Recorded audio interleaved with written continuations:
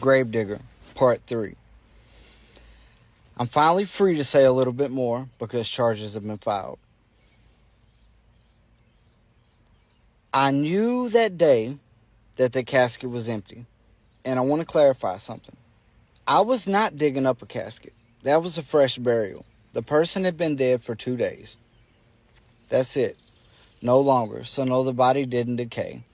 Nothing like that happened.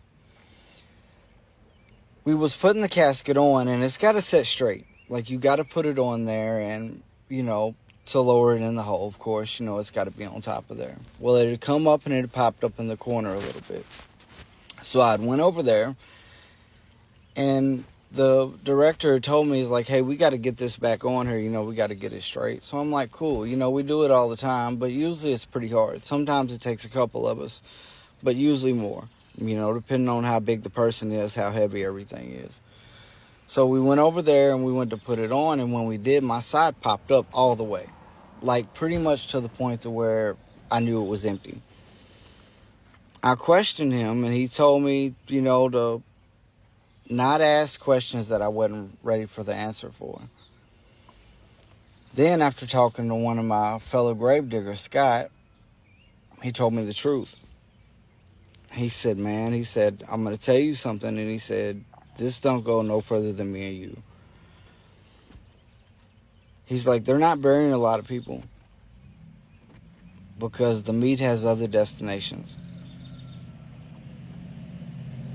Now, that night I got a call after I made the video, and I was told to take the video down because it was causing disruption. People had been talking to my boss, and his daughter had actually seen it on TikTok also.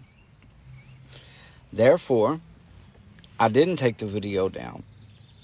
So my fate was sealed. I was terminated, which I had no problem with. A couple days after that, me and a person talked on here, and he said, I think that you should take this time to kind of expose the funeral industry because you already have in a way. So now that's kind of my goal. That's where I'm at. This wasn't the first time that happened. There's also some shady stuff going on to where I noticed that they was telling us not to bury nobody while there was any type of family there. They're like, don't let them see you bury anybody. We don't want people spectating. And that could be for all kind of purposes, but that's what was happening. Also, like in the funeral homes, I was noticing like that the people that own them like had a lot of money.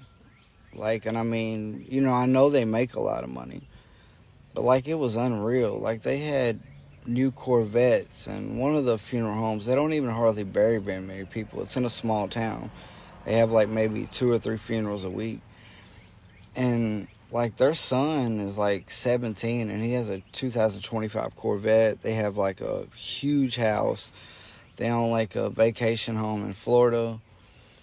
And like things just wasn't adding up. So I started getting suspicious. So instead of just quitting the job in the first place like I was going to do when I first started it, I started to kind of infiltrate them.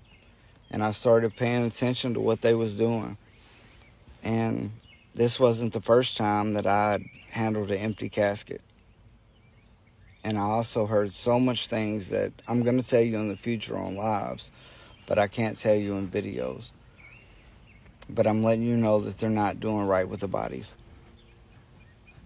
They're not burying a lot of them. There's a lot of organ trafficking. They're targeting immigrants, inmates, people with no families.